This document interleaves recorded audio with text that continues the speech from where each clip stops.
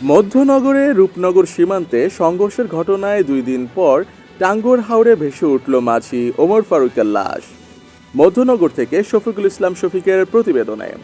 সুনামগঞ্জের মধ্যনগর উপজেলার সীমান্তবর্তী রূপনগর এলাকায় ভারতীয় গরু আটককে কেন্দ্র করে চোরা কারবারিদের সঙ্গে বর্ডার গার্ড বাংলাদেশের সংঘর্ষের ঘটনায় নিখোঁজের 2 দিন পর টাঙ্গুয়ার হাওরে উদ্ধার হল নৌকার মাঝি ওমর ফারুকের মৃতদেহ। এই ঘটনায় বিজিবির একজন সহ অন্তত 4 জন আহত হয়েছে। বিজিবি সূত্র জানায়, গত রবিবার 28শে সেপ্টেম্বর রাত আনুমানিক 9:30টার দিকে বাঙ্গালভিটা বিজিবি ক্যাম্পের টহল দল সীমান্ত পিলার সংলগ্ন রূপনগর এলাকায় অভিযান চালায়। এ সময় ভারতীয় গরু ভর্তি একটি ট্রলার নিয়ে সংঘবদ্ধ চোরা কারবারি দল বাংলাদেশে প্রবেশ করলে বিজিবি তাদের চ্যালেঞ্জ জানায়। এ সময় সংঘর্ষে 3 জন স্থানীয় ব্যক্তি গুলিবিদ্ধ হয়ে আহত হন।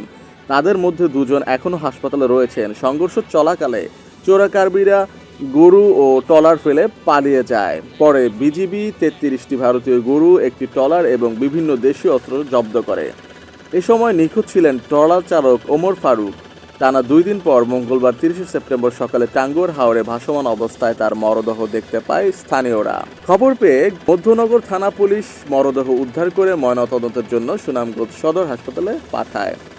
ঘটনার পর সোমবার বিজিবির পক্ষ থেকে চোরা কারবারিদের বিরুদ্ধে মধ্যনগর থানায় মামলা দায়ের করা হয়। আটককৃত গরু, ট্রলার ও দেশীয় অস্ত্র পুলিশের কাছে হস্তান্তর করা হয়েছে। মধ্যনগর থানার ভারপ্রাপ্ত কর্মকর্তা ওসি মনিবুর রহমান জানান, মরদেহ ময়নাতদন্তের জন্য সুনামগঞ্জ সদর হাসপাতালে পাঠানো হয়েছে। শরীরে ক্ষতের চিহ্ন রয়েছে। ময়নাতদন্তের মাধ্যমে মৃত্যুর সঠিক কারণ জানা যাবে।